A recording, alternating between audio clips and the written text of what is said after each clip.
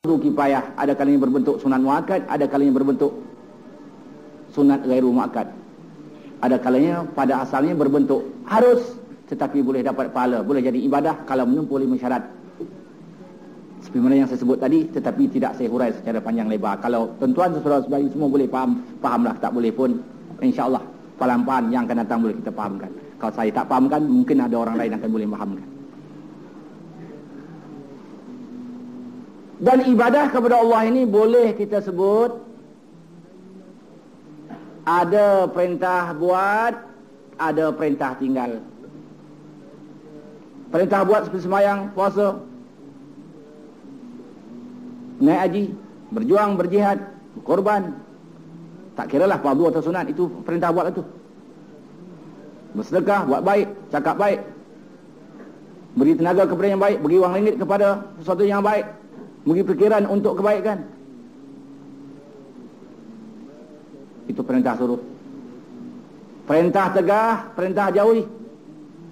Tinggalkan arak, tinggalkan judi, tinggalkan zina, tinggalkan membunuh, tinggalkan mengumpat, tinggalkan memfitnah, tinggal buat bohong dan lain-lain.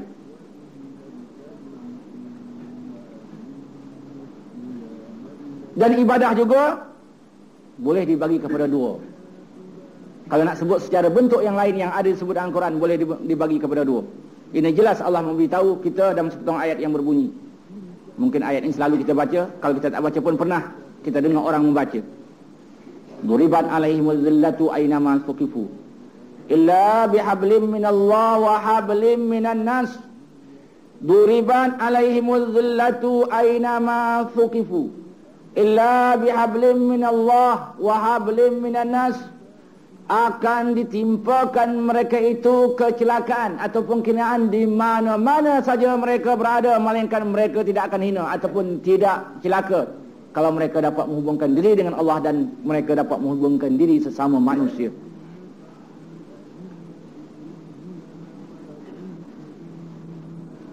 Jadi dengan dipandang sudut yang lain pula, ibadah tu boleh dibagi kepada 2. Ada ibadah yang dinamakan hablum minallah, ada ibadah yang dinamakan hablum minan nas. Hablum minallah, perhubungan seorang hamba dengan Allah, perhubungan seorang mukallaf dengan Allah. Hablum minan nas, perhubungan manusia sesama manusia. Di antara perkara yang terkandung di dalam hablum minallah, ibadah hablum minallah, seperti mempelajari, memahami dan meyakini rukun iman yang 6. Mempelajari, memahami, meyakini serta mengamalkan rukun Islam yang 5. Ini di antara perkara yang tercantum, yang tersemat di dalam ibadah yang berbentuk hablum minallah. Ditambah lagi dengan perkara-perkara yang sunat, wirid, zikir, tasbih, tahmid, selawat dan lain-lain. Hablum minan nas yang dikatakan perhubungan manusia sama manusia, inilah ibadah yang luas. Inilah ibadah yang paling luas, hubungan manusia sama manusia. Di antara perkara-perkara yang terkandung di dalam ibadah yang dikatakan hablum minan nas ini, seperti silaturahim, menegakkan pendidikan dan pengajaran secara Islam, menegakkan jihad, menegakkan amrun bil ma'ruf wa nahyun 'anil munkar, menegakkan iktisad secara Islam, terutama dapat melahirkan makan minum yang halal yang sah untuk kepentingan masyarakat Islam.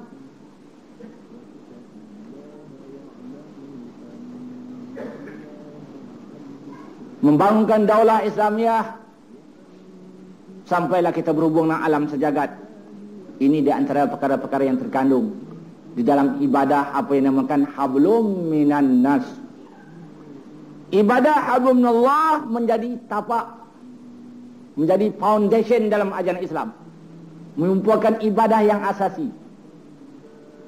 Hablum minan nas ini merupakan ibadah furu' yang lebih luas, seluas dunia, yang kalau kita tinjau masyarakat Islam seluruh dunia hari ini, termasuk kita, ibadah hablum minan nas ini yang banyak dicuaikan oleh umat Islam.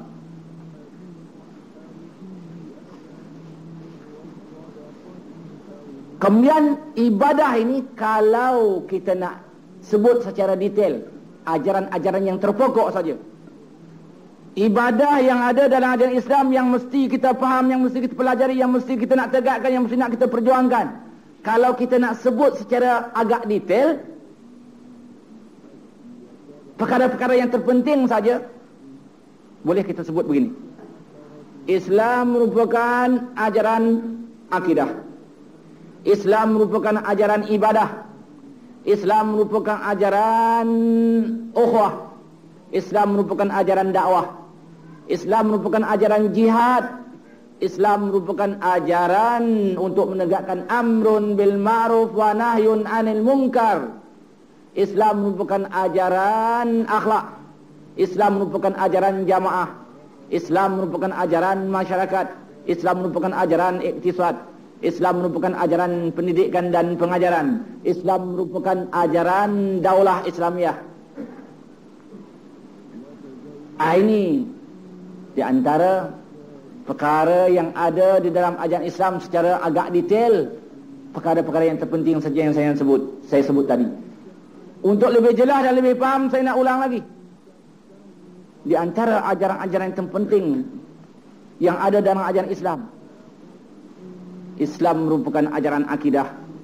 Islam merupakan ajaran ibadah. Islam merupakan ajaran ukhuwah. Islam merupakan ajaran dakwah. Islam merupakan ajaran jamaah. Islam merupakan ajaran akhlak. Islam merupakan ajaran jihad. Islam merupakan ajaran untuk menegakkan amrun bil ma'ruf wa nahyun 'anil munkar. Islam merupakan ajaran akhlak. Islam merupakan ajaran masyarakat. Islam merupakan ajaran iktisad. Islam merupakan ajaran tarbiyah wa ta'lim, pendidikan dan pengajaran. Islam merupakan daulah, merupakan ajaran daulah Islamiyah, negara Islam. Islam merupakan ajaran yang ada hubungan alam sejagat. Di dalam ayat yang saya baca tadi, saya nak ulang lagi. Duriban alaihimul dhillatu aynama suqifu illa bihab duriban alaihimul dhillatu aynama suqifu illa bihablin minallah wa hablin minan nas. Akan ditimpakan mereka itu kehinaan di mana saja mereka berada, melainkan mereka itu tidak akan hina atau tidak akan celaka kalau mereka itu, manusia ini semuanya dapat menghubungkan diri kepada Allah dan dapat menghubungkan diri sesama manusia, dapat menegakkan ibadah yang berbentuk hablum minallah dan dapat menegakkan ibadah yang berbentuk hablum minan nas. Jadi Allah dah berkata, kalau kita tak tegakkan ibadah hablum minallah dan hablum minan nas, hina di dunia, di mana saja kita berada, di waktu mana saja kita hidup. Kalau ibadah hablum minallah saja kita tegakkan, tak kita tegakkan ibadah hablum minan nas, juga hina di dunia. Kalau ibadah hablum minan nas kita tegakkan, tetapi tak kita tegakkan ibadah hablum minallah, hina juga di dunia, kata Allah. Ataupun ibadah hablum minallah kita tegakkan, ibadah hablum minan nas kita cuba tegakkan, tapi pelaksanaan tak selaras dengan syariat. Pelaksanaannya berlawanan dengan ilmu Al-Quran dan Sunnah Rasulullah, pun akan celaka dunia, hina dunia di mana saja berada. Ini yang berlaku kepada dunia Islam, ini yang berlaku kepada masyarakat Islam, ini yang berlaku kepada kehidupan umat Islam termasuk kita. Di bidang mana kita hina? Di bidang mana kita tak pernah menang? Di bidang mana kita tak pernah berjaya? Di bidang mana saja kita terpaksa bersandar dengan orang lain? Sebab Allah dah berkata. Untuk lebih jelas lagi, bukan saja hina dunia, hina di akhirat lebih parah lagi. Tadi hanya sebut hina dunia saja, tetapi ayat ini dikuat oleh ayat yang lain. Bukan saja hina dunia, bahkan celaka di akhirat. Ini jelas Allah berkata untuk menguatkan ayat tadi. Afatu'minuna bi ba'dil kitab wa takfuruna bi ba'd. Fama jazaa'u man yaf'alu dzalika minkum illa khizyun fil hayatid dunya wa yaumal qiyamati yuradduna ila asyaddil adzab. Wa mallahu bighafilin amma ta'malun. Apakah kamu percaya dengan setengah isi kitab, setengah tak percaya? Yang maksudkan ajaran Al-Quran dan Sunnah, atau dengan kata lain ajaran Islam itu. Setengah ajaran Islam itu kita belajari, setengah tak kita pelajari, setengah kita fahamkan, setengah kita tak fahamkan, setengah kita yakinkan, setengah tak kita yakinkan, setengah kita